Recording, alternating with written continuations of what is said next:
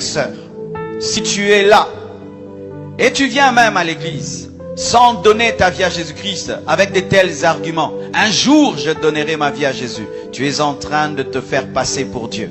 Tu es en train d'entrer dans le domaine de Dieu, le contrôle et la maîtrise du futur. L'homme ne maîtrise pas son futur. Le futur contient tellement de surprises. Il y a de cela 3 ans, est-ce que le mot Corona passait dans ta tête? Il y a de cela 4 ans, est-ce que le mot Covid passait dans ta tête?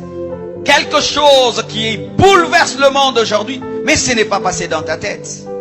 Tu n'avais pas prévu. Mais comment tu peux dire? Assurément que tu seras vivant demain pour te convertir.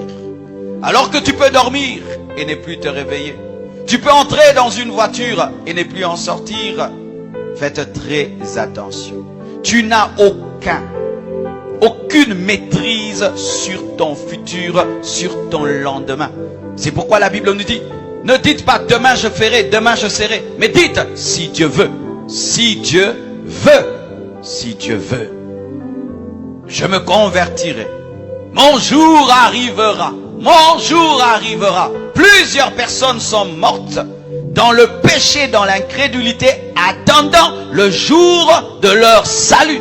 Et alors, voici. Si quelqu'un toute sa vie a attendu le jour de son salut et meurt sans se convertir, on peut accuser Dieu et dire, Dieu, tu ne l'as jamais appelé. Et donc, frères et sœurs, si l'homme peut accuser Dieu de ne l'avoir pas appelé pour le sauver, alors Dieu ne peut juger aucun homme. Pourquoi Dieu juge tous les hommes? C'est parce qu'il les appelle tous, mais ils n'entendent pas. Dieu ne va pas me juger en fonction de tes péchés. Dieu va me juger en fonction de ma propre vie. Mais si ta vie est focalisée sur les péchés des autres, tu es en train d'oublier une chose, que Dieu te redemandera ta propre vie, pas celle des autres. Chacun de nous rendra compte pour sa propre vie. Et lorsque l'inconverti présente des excuses parlant de l'hypocrisie dans les églises et des problèmes dans les églises, dis-lui, oh, les chrétiens là, ils seront jugés. Les pasteurs là seront jugés. Toi aussi, tu seras jugé. Amen. Hein? C'est à Dieu de juger. Nous devons compatir, nous devons intercéder et nous devons nous attendre que les autres changent.